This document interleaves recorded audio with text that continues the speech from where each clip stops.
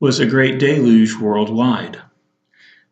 This is from Dr. Andrew Snelling in an article he wrote called High and Dry Sea Creatures.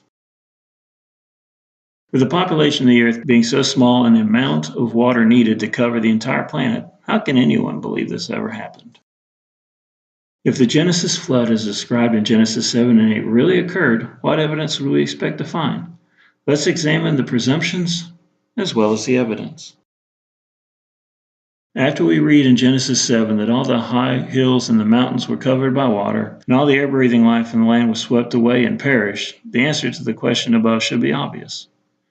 Wouldn't we expect to find rock layers all over the earth that are filled with billions of dead animals and plants that were rapidly buried and fossilized in a sand, mud, and lime? Of course. And that's exactly what we find. It is beyond dispute among geologists that on every continent, we find fossils of sea creatures and rock layers which today are high above sea level.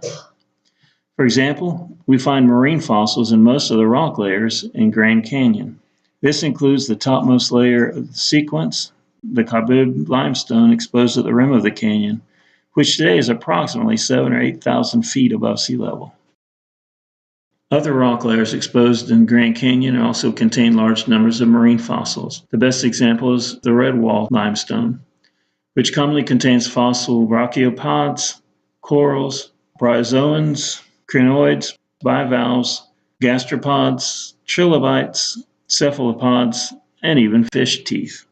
These marine fossils are found haphazardly preserved in this limestone bed. The crinoids, for example, are found with their columns or their discs totally separated from one another. While in life, they are stacked on top of one another to make up their stems.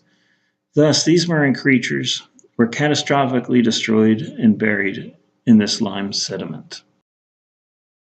Marine fossils are also found high in the Himalayas, the world's tallest mountain range, reaching up to 29,029 feet above sea level. For example, fossil ammonites, which are coiled marine cephalopods, are found in limestone beds in the Himalayas of Nepal.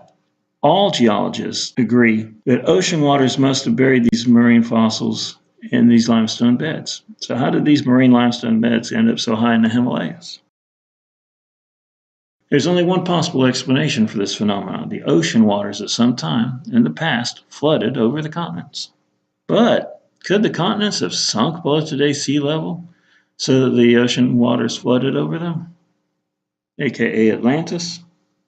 No. The continents are made up of lighter rocks that are less dense than the rocks on the ocean floor and rocks in the mantles beneath the continents. The continents, in fact, have an automatic tendency to rise and thus float on the mantle rocks beneath, while above the ocean floor rocks. This explains why the continents today have such high elevations compared to the deep ocean floor and why the ocean basins can hold so much water.